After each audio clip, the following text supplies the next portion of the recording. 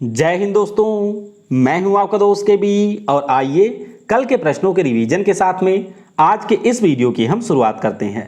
तो पहला प्रश्न था कि जुलाई 2021 में डीआरडीओ ने स्वदेशी विकसित MPATGM मिसाइल का परीक्षण किया है। तो ये आपकी किस प्रकार की मिसाइल है? तो ध्यान रखिएगा, ये हमारी एक एंटी टैंक मिसाइल है। तो ऑप्शन आपका डी हो जाएगा करेक्ट। अगला प्रश्न था कि जुलाई 2021 में किस राज्य की सरकार ने दलित बंधु योजना को लॉन्च किया है? तो इस योजना को यहाँ पर लॉन्च किया गया है तेलंगाना की सरकार के द्वारा, यानी कि ऑप्शन सी हो जाएगा करेक्ट। अगला प्रश्न था कि जुलाई 2021 में इसरो ने आकाश न्यू जनरेशन मिसाइल का सफल परीक्षण किया है। तो इस मिसाइल की हमारी रेंज कितनी है? तो ध्यान रखिएगा, इसकी रेंज 60 किलोमीटर है। ऑप्शन आपका ए हो जाएगा करेक्ट। अगला प्रश्न था कि जुलाई 2021 में पेड्रो कैस्टिलो किस देश के नए राष्ट्रपति निर्वाचित हुए? तो ये आपके पेरू देश के नए राष्ट्रपति बन गए हैं, जिसकी राजधानी आपको लीमा में मिलेगी। तो ऑप्शन हमारा सी होगा करेक्ट। अगला प्रश्न था कि इस साल जो हमारा विश्वविद्यालय शिखर सम्मेलन आयोजित हुआ, इसका उद्घाटन किसने किया है? तो इसका उद्घाटन किया उपराष्ट्रपति MV नायडू ने, जो कि इसके मुख्य अतिथि भी रहे थे। तो ऑप्शन हमारा यहाँ पर सी हो जाएगा करेक्ट। अगला प्रश्न था कि वर्ष 2021 में रग्बी लीग वर्ल्ड कप का आयोजन कहां पर किया जाएगा? तो इसका आयोजन होगा इंग्लैंड देश में। ऑस्ट्रेलिया और न्यूजीलैंड ने अपनी टीमें भेजने से मना कर दिया है। तो ऑप्शन हमारा डी होगा यहाँ पर करेक्ट। अगला प्रश्न है कि पब्लिक के लिए कोर्ट की प्रोसीडिंग की लाइव स्ट्रीमिंग शुरू करने वाला पहला हाई कोर्ट कौन बना? तो ये हमारे गुजरात का अहमदाबाद हाई कोर्ट है। तो ऑप्शन आपका यहाँ पर बी हो जाएगा करेक्ट। अगला प्रश्न था कि जुलाई 2021 में IBM ने किस एयरपोर्ट के ऊपर एयरपोर्ट इन दी बॉक्स स्थापित करने की घोषणा की? तो ये घोषणा की गई है बेंगलुरु के कैंपागोड़ा एयरपोर्ट पर, यानी कि ऑप्शन बी हो जाएगा करेक्ट। अगला प्रश्न था कि यूनेस्को ने किस शहर को अपने विश्व धरोहर स्थल की सूची से बाहर कर दिया? तो इस शहर का नाम है लिवरपूल। क्या नाम है? लिवरपूल नाम है। ऑप्शन आपका बी हो जाएगा करेक्ट। अगला प्रश्न था कि वर्ष 2022 में किस देश के द्वारा सुपर बिग टेलीस्कोप लॉन्च किया जाएगा? तो ये जो टेलीस्कोप है इसे लॉन्च करेगा अमेरिका, यानी कि ऑप्शन डी होगा करेक्ट। अगला प्रश्न था कि भारतीय राष्ट्रीय राजमार्ग प्राधिकरण के अध्यक्ष का प्रभार अभी किसको दिया गया? तो ये प्रभार मिला है अरमाने गिरधर को, यानी कि ऑप्शन ए हो जाएगा करेक्ट। आखिरी प्रश्न था कि लांसेट पत्रिका की रिपोर्ट के अनुसार विश्व में 1 वर्ष के भीतर अनाथ हुए बच्चों में हमारा देश किस स्थान पर है? तो हम इसमें तीसरे स्थान पे हैं। ऑप्शन आपका सी हो जाएगा करेक्ट। वीडियो में हम लोग आगे बढ़ें उससे पहले मैं आपको बता दूं कि आज से अनअकैडमी के ऊपर मेरी 3 क्लासेज होगी। 12 बजे वाली जो क्लास है इसमें ग्रुप डी के जो प्रश्न हम लोग डिस्कस कर चुके हैं उन्हीं का लाइव टेस्ट होता है। तो इसमें शामिल होकर के आप अपनी तैयारी को चेक कर सकते हैं। इसके अलावा जो 3:30 बजे की क्लास होती है इसमें हम लोग जो ग्रुप डी में आपके क्वेश्चन पूछे गए थे उन सारे प्रश्नों को डिटेल में डिस्कस करते हैं। और रात में 10 बजे आपकी एक सबसे महत्वपूर्ण क्लास होगी जिसमें हम लोग 30 मिनट के अंदर करंट अफेयर के 60 प्रश्नों का एक लाइव टेस्ट कंडक्ट करवाते हैं। तो लाइव टेस्ट वाली जो आपकी क्लास है उसकी लिंक आपको नीचे मिल जाएगी, उसके ऊपर क्लिक करके आप इसमें एनरोल कर सकते हैं। ध्यान रखिएगा, आपके ग्रुप डी के लिए या फिर SSC के जैसे एग्जाम के लिए ये सारी क्लासेस काफ़ी ज़्यादा महत्वपूर्ण हैं, तो इन्हें आप लोग ज्वाइन कर सकते हैं। और कल आपका है संडे, तो संडे के दिन अनअकैडमी के ऊपर यहाँ पर कॉम्बैट का आयोजन किया जाता है। तो SSC कैटेगरी में जो आपका कॉम्बैट है ये होगा दिन में 12 बजे। अब इसका आपको बेनिफिट क्या मिलेगा? देखिए, 50 मिनट का आपको टाइम मिलेगा। 50 मिनट में आपको 36 क्वेश्चन यहाँ पर अटेम्प्ट करने होंगे। अगर आपकी रैंक 1 से लेकर के 500 के बीच में आ जाती है तो फिर अनअकैडमी की तरफ से आपको फ्री में मिलेगा सब्सक्रिप्शन। तो बिल्कुल आपके पास में मौका है।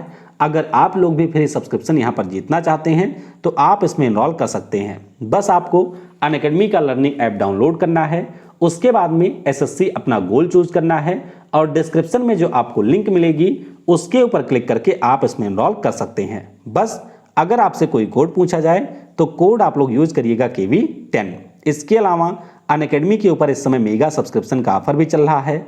तो अगर आपको किसी भी कैटेगरी में कोई भी कोर्स खरीदना है और 25 से 30% तक का डिस्काउंट अवेल करना है तो आप मुझसे कांटेक्ट कर सकते हैं, जिससे मैं आपको यहाँ पर ज़्यादा डिस्काउंट दिला सकूँ। तो ये सारे कोर्स भी आप लोग चाहें तो चेकआउट कर सकते हैं।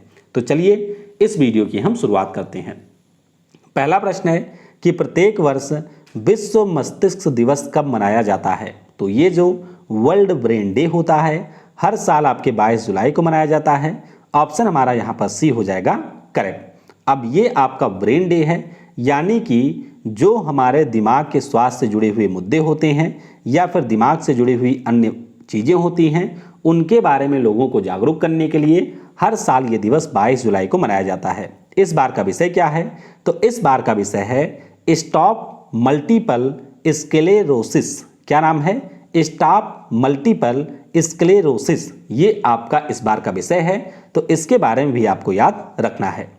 अगला प्रश्न है कि ऑल इंडिया फुटबॉल फेडरेशन के द्वारा किस खिलाड़ी को वर्ष 2020-21 के लिए पुरुष प्लेयर ऑफ द ईयर चुना गया? तो पुरुष प्लेयर ऑफ द ईयर रहे हैं, नाम इनका है संदेश झिंगन। तो ऑप्शन हमारा यहाँ पर बी हो जाएगा करेक्ट। ध्यान रखिएगा, संदेश झिंगन हमारे राष्ट्रीय फुटबॉल टीम के इस समय मिड डिफेंडर हैं और इन्हीं को इस साल प्लेयर ऑफ द ईयर का खिताब दिया गया। इसके अलावा एक हमारे मिडफील्डर हैं जिनका नाम है सुरेश सिंह वांगजाम। ये आपके मात्र 20 वर्ष की आयु के हैं और इन्होंने अंडर 17 विश्व कप में हिस्सा भी लिया था भारत की तरफ से। तो ये हमारे emerging player of the year रहे हैं। ऑल इंडिया फुटबॉल फेडरेशन की बात करते हैं तो 23 जून 1937 को इसकी स्थापना हुई थी और अध्यक्ष इस समय है प्रफुल्ल पटेल। अगला प्रश्न है कि जुलाई 2021 में किस देश में विश्व का जो पहला 3D प्रिंटेड स्टील ब्रिज है इसका अनावरण किया गया? तो ध्यान रखिएगा, इसका अनावरण अभी आपके नीदरलैंड की राजधानी एम्स्टर्डम में किया गया है। तो ऑप्शन हमारा यहाँ पर ए हो जाएगा करेक्ट। अब ध्यान आपको ये रखना है कि नीदरलैंड की महारानी हैं जिनका नाम है मैक्सिमा, तो उनके द्वारा इसका उद्घाटन किया गया। और कहाँ पर बना है? तो नीदरलैंड की राजधानी एम्स्टर्डम में आपको एक नहर मिलेगी।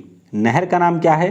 तो इसका नाम है ओवेजिट्स। तो इस नहर के ऊपर ये आपका ब्रिज बनाया गया है। और एक हमारी डच रोबोटिक्स कंपनी है जिसका नाम है MX3D, तो इन्हीं के द्वारा ये ब्रिज बनाया गया है। तो ध्यान रखिएगा कि विश्व का जो पहला 3D प्रिंटेड स्टील ब्रिज है वो नीदरलैंड देश में भी बना है। तो ए हो जाएगा हमारा करेक्ट।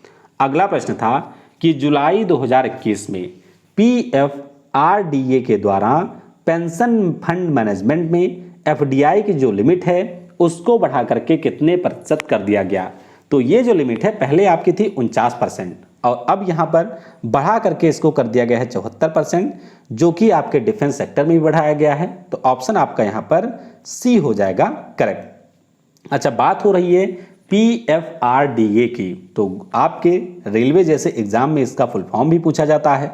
तो इसका पूरा नाम है pension funds regulatory and development authority और इन्हीं के द्वारा जो पेंशन फंड रेगुलेशन था 2015 वाला, इसमें इन्होंने कर दिया है संशोधन और इसके माध्यम से जो यहाँ पर FDI की लिमिट थी उसको 49% से बढ़ा करके 74% कर दिया है। और आपको याद रखना है कि पिछले साल डिफेंस सेक्टर में जो FDI है उसको भी 74% किया गया और इस साल जो हमारा इंश्योरेंस सेक्टर है इसमें भी FDI को 74% किया गया है। तो ये सारे पॉइंट आपको ध्यान रखने हैं। अगला प्रश्न है कि जुलाई 2021 में किस देश में पैरा स्पोर्ट्स कप का आयोजन किया गया? तो इसका जो आयोजन है वो आपके पेरू देश में किया गया है, यानी कि हमारा ऑप्शन डी हो जाएगा करेक्ट। अब इस खेल के बारे में आपको इसलिए ध्यान रखना है कि हमारे मध्य प्रदेश राज्य की एक पैरा निशानेबाज हैं, नाम है इनका रुबीना फ्रांसिस। तो इन्होंने अभी आपके 10 मीटर के एयर पिस्टल में एक स्वर्ण पदक जीत लिया है और इसके अलावा इन्होंने इसमें टोटल 238.8% अंक अंकित किए और जिससे इन्होंने एक विश्व रिकॉर्ड भी बना दिया है। तो ध्यान रखिएगा, इसी के साथ साथ ये टोक्यो पैरालंपिक 2021 के लिए क्वालिफाई भी कर चुकी हैं। नाम इनका है रुबीना फ्रांसिस और इन्होंने यहाँ पर जीता है गोल्ड मेडल। आयोजन आपका हो रहा है पेरू में। तो ऑप्शन यहाँ पर आपका डी यानी कि पेरू हो जाएगा करेक्ट। अगला प्रश्न है कि स्पेस की यात्रा करने वाले पहले भारतीय स्पेस टूरिस्ट कौन होंगे? तो ध्यान रखेंगे, इनका नाम है संतोष जॉर्ज कुलांगरा। ऑप्शन यहाँ पर सी हो जाएगा करेक्ट। अब संतोष जॉर्ज कुलांगरा की अगर हम लोग बात करते हैं तो ये आपके केरल राज्य के हैं और एक हमारा टीवी चैनल है जिसका नाम है सफारी। तो सफारी टीवी चैनल के इस समय ये मालिक हैं, यानी कि संस्थापक हैं उसके, और ये हमारे देश से पहले स्पेस यात्री होंगे जो कि आपके पर्यटन के दृष्टिकोण से जाएंगे स्पेस में। दरअसल वर्जिन गैलेक्टिक की जो स्पेसशिप होगी इसके माध्यम से ये यात्रा करेंगे और इस समय इनकी ट्रेनिंग भी आपकी चल रही है। और ये जो टिकट है इसको इन्होंने 2007 में ही बुक कर लिया था $2.5 लाख में। तो ध्यान रखेंगे आप लोग, हमारे देश के पहले स्पेस टूरिस्ट होंगे। नाम इनका है संतोष जॉर्ज कुलांगरा। तो सी हो जाएगा करेक्ट। अगला प्रश्न है कि जुलाई 2021 में प्रकाशित पुस्तक बैंक विद ए सोल इक्विटॉस, इसके लेखक कौन हैं? तो इस पुस्तक को लिखा है डॉक्टर CK गैरियाली ने, यानी कि ऑप्शन हमारा बी हो जाएगा करेक्ट। अब पुस्तक के बारे में आपको यह ध्यान रखना है कि इक्विटास डेवलपमेंट इनिशिएटिव ट्रस्ट के इस समय संस्थापक ट्रस्टी हैं। नाम इनका है डॉक्टर CK गैरियाली। इन्हीं के द्वारा यह पुस्तक लिखी गई है। अच्छा, इसका अनावरण किसने किया? तो हमारे RBI के पूर्व गवर्नर रह चुके हैं, नाम है इनका D सुब्बा राव। तो इन्हीं के द्वारा पुस्तक का अभी विमोचन किया गया है। तो पुस्तक का नाम है बैंक विद ए सोल इक्विटॉस और लिखा है इसको डॉक्टर CK गैरियाली ने। अगला प्रश्न है कि जुलाई 2021 में किस देश के द्वारा मंकी बी वायरस से पहली मृत्यु रिपोर्ट की गई? तो इस देश का नाम है चाइना। अब देखिए, वायरस की बात हो और चाइना का नाम आए ना आए, ऐसा कैसे हो सकता है? तो चाइना में एक नया वायरस खोजा गया है, नाम इसका है मंकी बी वायरस। अब वायरस की अगर हम लोग बात करते हैं तो एक हमारा होता है रीसस मकैक मंकी। यहाँ पर आप देख सकते हैं, तो रीसस मकैक मंकी से ये जो वायरस है वो इंसानों में फैल सकता है। हालांकि चाइना ने ये कहा है कि वायरस आपका जल्दी यहाँ पर नहीं फैलता है, लेकिन खतरे की बात यह है कि ये वायरस हमारा घातक है। यानी कि अगर 100 व्यक्ति इस वायरस से इन्फेक्टेड होते हैं तो चांस आपके हैं कि 70 से 80 व्यक्तियों की हो जाती है यहाँ पर मौत। 1932 में पहली बार इस मंकी बी वायरस को रिपोर्ट किया गया था, जिसे हम लोग BV वायरस के नाम से भी जानते हैं। तो ध्यान रखिएगा, अभी यहाँ की राजधानी है बीजिंग, जहां पर एक हमारे डॉक्टर थे 53 वर्षीय, उनकी डेथ इस वायरस के कारण हुई है। तो ऑप्शन आपका ए होगा करेक्ट। अगला प्रश्न है कि भारत के किस राज्य में सेला सुरंग का निर्माण किया जा रहा है? तो ये जो सेला सुरंग है वह आपके अरुणाचल प्रदेश में बन रहा है। ऑप्शन हमारा यहाँ पर डी हो जाएगा करेक्ट। अब इस सुरंग के बारे में आपको ये ध्यान रखना है कि वर्ष 2019 में PM नरेंद्र मोदी के द्वारा इसकी आधारशिला यहाँ पर रखी गई थी। सुरंग की अगर हम लोग बात करते हैं तो इसकी खास बात यह है कि आपकी 13,000 फीट की ऊंचाई पर इसका निर्माण किया जा रहा है। 2 लेन इसमें आपको रोड देखने को मिलेगी और इस हिसाब से ये दुनिया की सबसे लंबी रोड टनल हो जाएगी। ध्यान रखिएगा, ये किसको आपस में कनेक्ट करेगी? तो हमारा एक तवांग है बिल्कुल बॉर्डर के पास में, उसको ये बॉमडिला से कनेक्ट करेगा और इन दोनों के बीच में ऑल वेदर कनेक्टिविटी ये प्रोवाइड करेगा। तो फरवरी 2022 तक बन करके ये तैयार हो जाएगा। अभी इसके आखिरी ब्लास्टिंग को किया गया है, इसीलिए ये हमारा चर्चा में आ गया। तो ध्यान रखेंगे, सेला सुरंग आपके अरुणाचल प्रदेश में बन रहा है। अगला प्रश्न है कि अक्टूबर 2021 में प्रकाशित होने वाली पुस्तक जिसका नाम है Renegades born in the USA, इसके लेखक कौन है? तो इसको लिखा है अमेरिका देश के पूर्व राष्ट्रपति, नाम है इनका बराक ओबामा। तो ऑप्शन हमारा यहाँ पर बी हो जाएगा करेक्ट। दरअसल बराक ओबामा के द्वारा एक हमारे म्यूजिशियन हैं जिनका नाम है ब्रूस स्प्रिंगटीन, तो उनके साथ में मिल करके इस किताब को लिखा गया है। अब किताब में आपको मिलेगा क्या? तो स्प्रिंगटीन के द्वारा जो लिखे गए गीत हैं वे आपको इसमें देखने को मिलेंगे और राष्ट्रपति ओबामा के भाषण को इसमें शामिल किया गया है। मतलब अजीब सी बात है कि एक किताब में आपको यहाँ पर गाने मिलेंगे और इसके साथ साथ राष्ट्रपति के भाषण भी देखने को मिलेंगे। तो ये पुस्तक अक्टूबर 2021 में प्रकाशित होगी। ऑप्शन हमारा बी होगा करेक्ट। अगला प्रश्न है कि जुलाई 2021 में ईस्ट इंडिया ट्रेडिशनल फैशन का आयोजन किस राज्य में किया जाएगा? तो इसका आयोजन किसी भी राज्य में नहीं किया जाएगा, यानी कि ऑप्शन हमारा डी हो जाएगा करेक्ट। तो इस प्रश्न का मतलब क्या है? देखिए, प्रश्न का मतलब ये है कि ये जो हमारा East India traditional fashion week है, इसका आयोजन आपके ऑनलाइन तरीके से किया जाएगा 24 और 25 जुलाई को। आयोजन कौन कर रहा है? तो हमारे यहाँ पर जो सामाजिक न्याय और अधिकारिता मंत्रालय है उसके द्वारा इसका आयोजन किया जा रहा है। पर्पज़ क्या है? तो पर्पज़ ये है कि जो हमारे उत्तर पूर्वी भारत के दिव्यांग लोग हैं उनको यहाँ पर सशक्त बनाया जाए और इसके अलावा पूर्वोत्तर भारत की जो आपकी कला है उसको यहाँ पर बढ़ावा दिया जाए। तो इसी के पर्पज से सामाजिक न्याय और अधिकारिता मंत्रालय के द्वारा इसका आयोजन किया जा रहा है। चलिए, ये जो हमारा मंत्रालय है इसके अभी नए मंत्री बने हैं, तो उनका नाम आप नीचे कमेंट में बताइएगा। आखिरी प्रश्न है कि जुलाई 2021 में गीरा साराभाई का निधन हुआ, तो ये हमारे प्रसिद्ध कौन थे? तो ध्यान रखिएगा, ये आपकी प्रसिद्ध वास्तुकार थी और इनका अभी निधन हो गया है। ऑप्शन हमारा ए हो जाएगा करेक्ट। अब इनका नाम आपका इसलिए भी महत्वपूर्ण है क्योंकि जो हमारे भारतीय स्पेस प्रोग्राम के जनक थे यानी कि विक्रम साराभाई, उन्हीं की ये है बहन। नाम इनका क्या है? नाम इनका है गीरा साराभाई। और ध्यान रखिएगा, जो नेशनल इंस्टीट्यूट ऑफ डिजाइन है उसकी ये सह संस्थापक भी रही थी, तो काफ़ी ज़्यादा महत्वपूर्ण है। अभी इनका हो गया है निधन, तो ऑप्शन आपका ए यानी कि वास्तुकार हो जाएगा करेक्ट। अब आइए, कल जो मैंने आपसे प्रश्न पूछे थे उन प्रश्नों का उत्तर यहाँ पर जान लेते हैं। पहला प्रश्न था कि नॉर्मन पेसार्ड जो कि आपके घूमने गए थे पेरिस में और ओलंपिक में इन्होंने हिस्सा ले लिया था आपके स्प्रिंट रनर के रूप में, तो इन्होंने कौन सा पदक जीता था? तो इन्होंने मजाक मजाक में 2 आपके सिल्वर मेडल जीत लिए थे, तो ये आपको याद रखना है। अगला प्रश्न है कि 2021 का जो ओलंपिक होगा इसके ओपनिंग सेरेमनी में भारत के ध्वजवाहक कौन हैं? तो ध्वजवाहक हैं MC मैरी कॉम और हमारे हॉकी टीम के कप्तान जिनका नाम है मनप्रीत सिंह। तो इन दोनों के नाम आपको याद रखने हैं। क्लोजिंग सेरेमनी में हमारे ध्वजवाहक होंगे बजरंग पुनिया।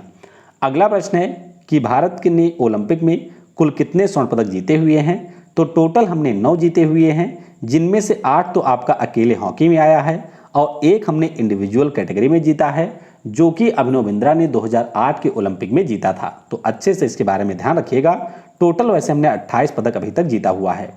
आखिरी प्रश्न था कि ओलंपिक के स्वर्ण पदक का वजन यहाँ पर कितना होता है? तो मैंने आपको बताया हुआ है कि ये जो आपका स्वर्ण पदक होता है इसमें किया जाता है घपला, यानी कि आपका कहने के लिए ये स्वर्ण पदक होता है 210 ग्राम इसमें होती है चांदी और इसके ऊपर 6 ग्राम आपके सोने से किया जाता है लेपिंग।